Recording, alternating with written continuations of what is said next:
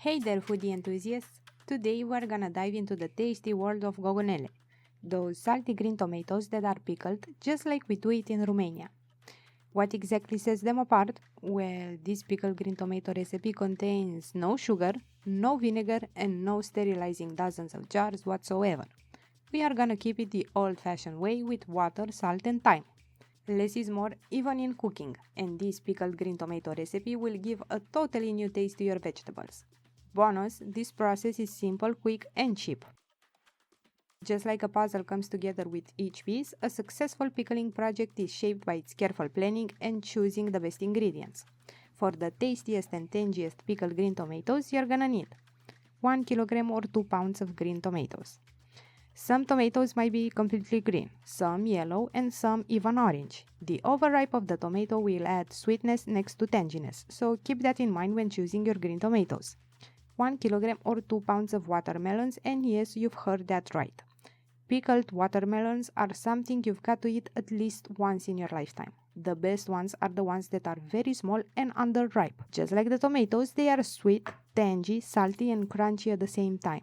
They are a huge thing in Romania, and there is no pickling season without these bad boys in your barrel. 400 grams or 14 ounces of cauliflower. 1 whole celery root with leaves, which weighs around 300 grams or 10 ounces. 300 grams or 10 ounces of carrots. 5.5 tablespoons of salt. Now, the salt has to be iodine free. I would also recommend using table salt and not sea salt if possible. If the salt contains iodine, the pickles are gonna get mushy and they will spoil. 1 big link of dry dill. 5 liters or 1.3 gallons of fresh drinkable water. And optional, a link of basil. All of these vegetables will fit in a 5 liter or 1.3 gallon jar. The first thing you have to do is to wash your jar very well and sterilize it. It's just one jar. The second thing is to wash all the vegetables and portion the cauliflower and the carrot. All the other vegetables will have to remain intact if possible. But if your watermelons don't seem to fit in the jar, you can cut them in two.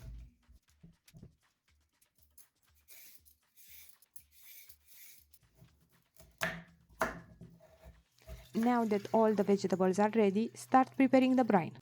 Mix the 5 liters of water with 5.5 tablespoons of salt.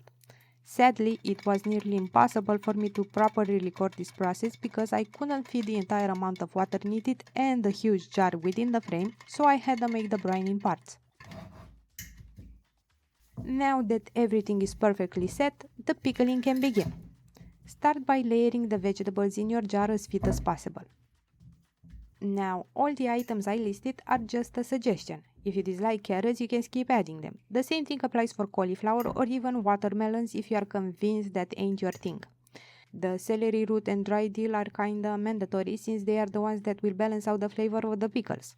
However, if you cannot manage to find any of it like it's required, you can customize it to your needs. Meaning, you can add celery root without the leaves, or you can add one of those store-bought packs with dry dill. Although if you can find them and afford them, try the best you can to follow my exact instructions. This way you will unlock the absolute true taste of pickled green tomatoes. The water-salt ratio also has to be kept for pickles with a perfect texture. Also add a dill, and it would be best if you would add it somewhere in the middle of the jar, but better late than never. And that's pretty much all the work required, except there is one more thing. You've got to air them, and you've got to air them constantly. Just like pickled cabbage, pickled green tomatoes also have to be aired. What's this airing thing? Basically, you just have to blow air in the jar, and you can do that very easily with a hose pipe, or in this case, when the jar is so small, with a straw or a simple pipe. Why? After a few days, the brine will get cloudy, and that's because of the fermentation process when the sugars transform into lactic acid. Lactic acid is that thing that will give these pickles their unique taste.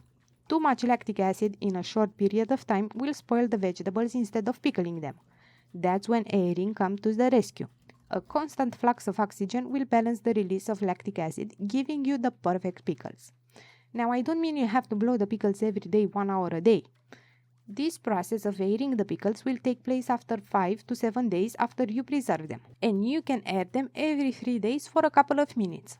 Heat is either friend or foe. It can accelerate the pickling process, but without proper care, it can also accelerate the spoiling process. That's why these pickles need to be stored in a dark cold place with a constant airing process to make sure nothing gets ruined.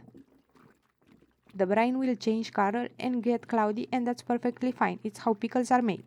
Your pickles will be ready to consume after 3 to 4 weeks, depending very much on what environment they are stored in.